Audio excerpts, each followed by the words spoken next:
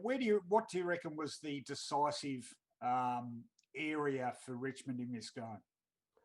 Look, once the Kennedy incident happened, and I know Grimes went off, but you're talking about really their main modus operandi is getting it to the two big forwards. I think it released, I thought Bolter actually played a great game, was really commanding through the back line. And in the end, interestingly, I think probably West Coast had the better of the midfield battle, almost not conceded by Richmond, but really cleverly played in that a lot of the Richmond tactics around the ball was more nullification rather than domination. So Dustin Martin got forward quite a bit tonight, was very effective when he went forward, kicked that beautiful snap goal, but just was a real menace and presence down there. And I thought that they were great off the half-back line. I really thought Vlosten played a good game. Shai Bolton, in the end, showed his class. And I just think that Richmond knew what their limitations were in this game. They knew they weren't going to beat Nat Nui in the ruck. So they almost played a defensive setup to make sure that they weren't sliced open. And once they controlled that, they controlled a lot of the discussion thereafter.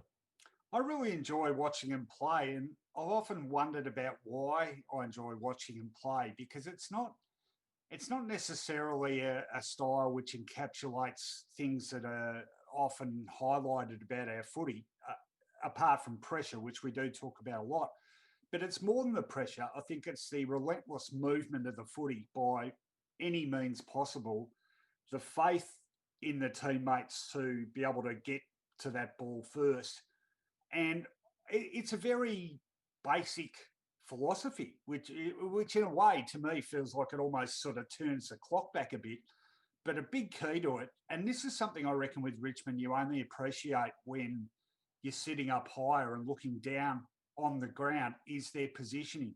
Their positioning behind the footy is absolutely superb. So it's not just the pressure they're exerting on the opposition as it's trying to exit its defensive 50. It's where they are set up so that when they force that hurried kick out of the back 50 from the other side, it's inevitably their players in best position to capitalise on it. I remember vividly watching one Dreamtime game, I think this is 2 years ago, from the top deck of a Southern stand, so the other side of the ground to where I usually sit. And Essendon could not exit their 50, and I was having a look behind just outside the 50, and the positioning of that last line of Richmond defence was absolutely superb. And so, yes, it's about pressure. Yes, it's about keeping the ball alive with taps, knock-on shepherds, but it's also about position. And I remember I interviewed, before this season started, I interviewed Kane Lambert for like a pre-season preview I did.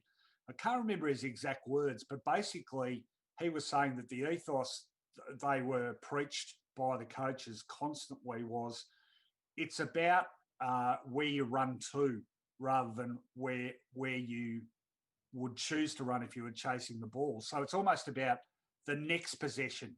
And I guess it's about assessing where your teammate's going to win the ball and then judging where the next possession is going to be.